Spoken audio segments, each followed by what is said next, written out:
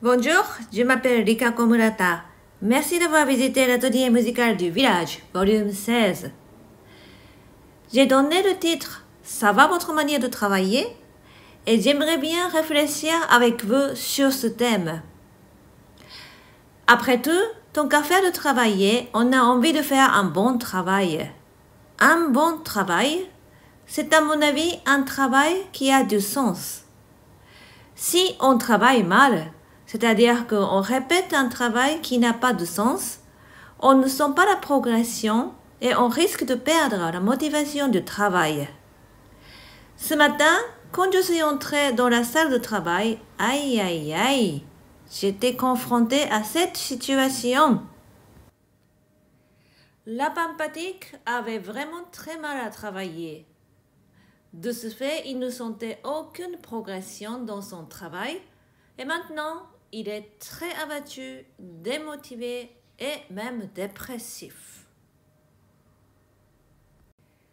Pour éviter que vous ne deveniez comme lui, je voudrais d'abord montrer quelques exemples et vous poser la question, est-ce que par hasard vous ne travaillez pas comme cela? Et puis, on va réfléchir ensemble pour comprendre où est le problème et comment, en fait, il faudrait travailler. On va commencer.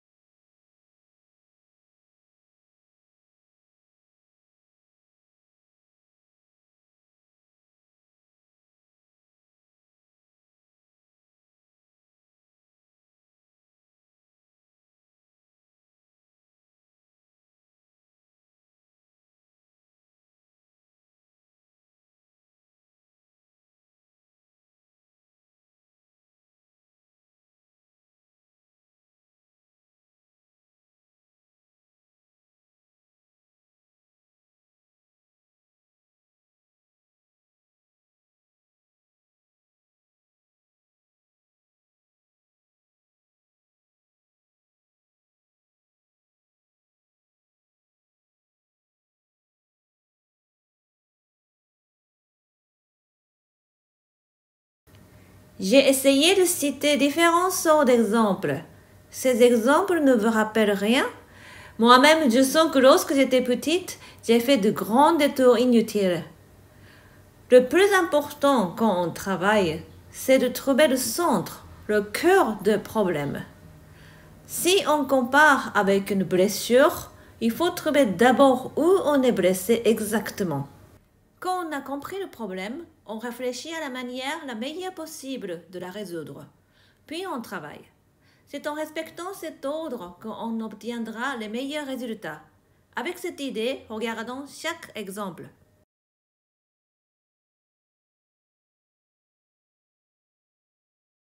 C'est une manière très nerveuse de travailler, simplement répéter l'endroit qui ne va pas comme si on chargeait une cavalerie ennemie. À cet endroit, la difficulté réside dans la succession des staccato. Si on joue en frappant le clavier, petit à petit on perd le contact et on commence à rater. Si vous rencontrez ce genre de difficulté des successions de staccato, et pas seulement pour cette pièce, je vous conseille de travailler d'abord legato. Ce n'est pas un legato chanté dont je parle, c'est plutôt pour retrouver le contact des doigts avec le clavier. Par exemple ici, comme cela en tenant chaque note un peu plus longtemps comme un tenuto. Donc, dans une succession de staccato, le premier travail peut consister en un travail un peu long, legato ou portato, pour ressentir le contact avec la touche. Maintenant, j'explique le type faux coupable.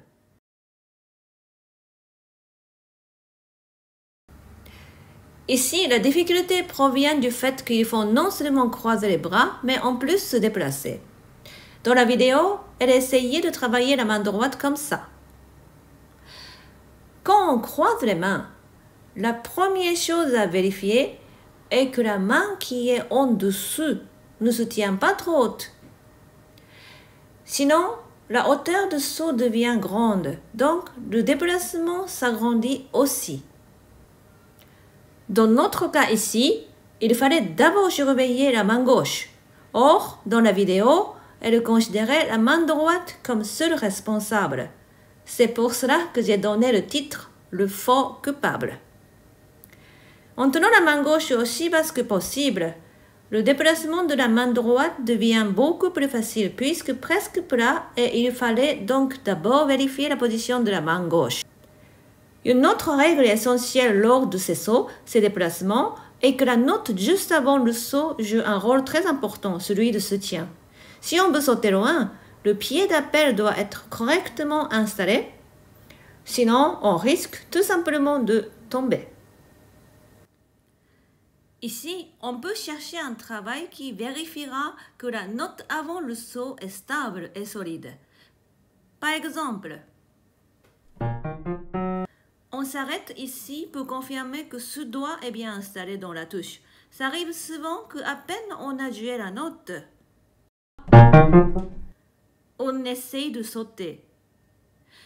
Donc, on travaille la stabilité du doigt sur la note avant le saut.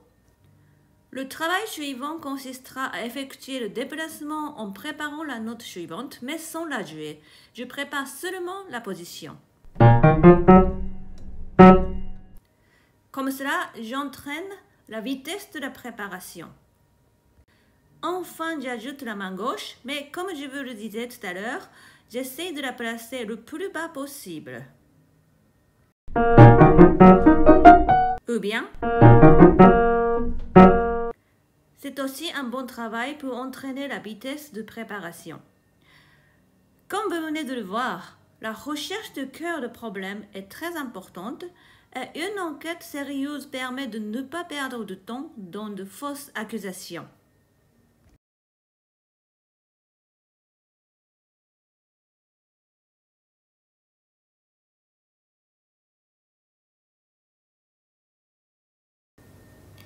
Tout à l'heure, je vous ai demandé si vous n'aviez rien oublié. Ici, il s'agit de la levée. La levée est le premier pas, le démarrage. Donc, pour la pulsation, la respiration, la préparation de la technique, c'est un point très important. Dans cette étude opus 10 numéro 8 de Chopin, il arrive souvent que la mauvaise gestion de la levée rend la suite très nerveuse. On a tendance à ne travailler que d'ici. Pourtant, un bon démarrage avec la levée peut contribuer à rendre la suite plus agréable à jouer.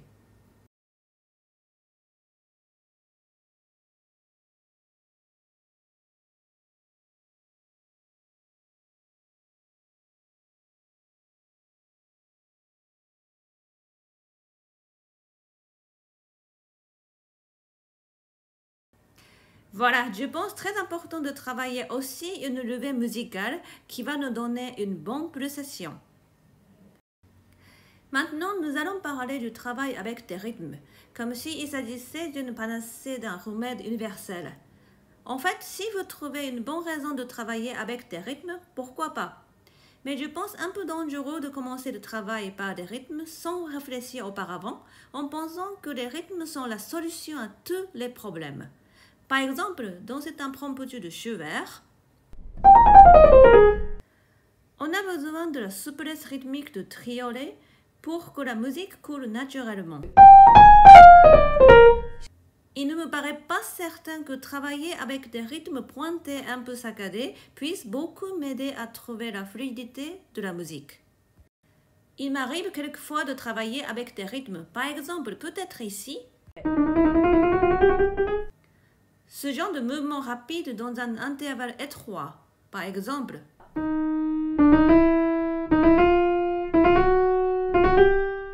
Si on pense en groupe de mi, ré, mi, ce genre de mouvement en aller-retour, ça donne un peu le vertige. Au lieu de ce mouvement mi, ré, mi, on réunit dans la tête le mouvement de montée, c'est-à-dire au lieu de mi, ré, mi, on réunit ces mouvements montants. Pour moi, il me semble que c'est plus simple de grouper comme cela, seulement la direction montante. On peut tout à fait travailler en s'arrêtant à ces groupes.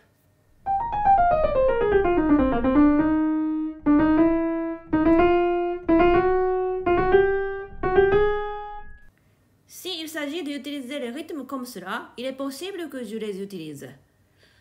Je vous conseille une nouvelle fois de ne travailler en rythme que lorsque vous avez bien réfléchi et que vous pensez que ce travail est vraiment nécessaire. Le travail en rythme n'est pas un remède universel. Le dernier exemple, on peut le rencontrer très souvent. Ce sont les gens qui essayent de passer la difficulté avec un long élan. Quand un problème survient, au lieu de réfléchir à la raison du problème, on recommence quelques mesures avant, au pire des cas, carrément au début de la pièce. Clairement une perte de temps, n'est-ce pas? Je le répète, il faut d'abord réfléchir pour trouver le travail adapté. On vise donc le problème central. Par exemple, si on a eu un problème ici, le passage du pouce en est la raison. On travaille donc d'abord cet endroit. Une fois que tout va bien à cet endroit, on ajoute juste un temps avant et un temps après. Et on essaye à nouveau de passer cette difficulté en partant d'un temps avant et en rajoutant un temps après. En résumé, d'abord le cœur de la difficulté, puis un temps avant. Jusqu'à un temps après. Si tout marche bien, on ajoute une demi-mesure avant.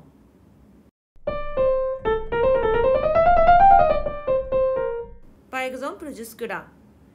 Comme cela, on a 2 points auxquels on ajoute peu à peu avant et après quelques temps supplémentaires. Cette manière de travailler donnera de meilleurs résultats, je pense. On va faire un petit résumé pour que le travail soit effectif et efficace. D'abord, trouvez et fixez le point central du problème. Puis, réfléchissez à la raison de ce problème et commencez à rechercher quel travail sera le mieux adapté pour le résoudre. Une fois résolu le cœur de la difficulté, rajoutez peu à peu avant et après le problème. Un temps d'abord, puis 2 temps, etc.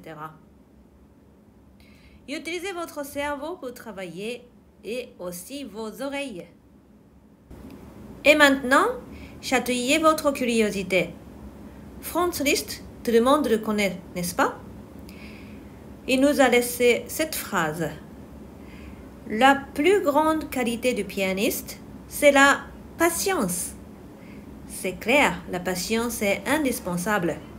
Quand j'ai parlé de cela à mon mari, il a murmuré « C'est la même chose pour les maris aussi. La patience est indispensable. » Incroyable, non? Une autre citation fameuse, cette fois de Blaise Pascal. « L'homme est un roseau pensant. » Je serais très heureuse si à la suite de cette vidéo, vous prenez plus souvent le temps de vous arrêter pour réfléchir. Merci et à bientôt.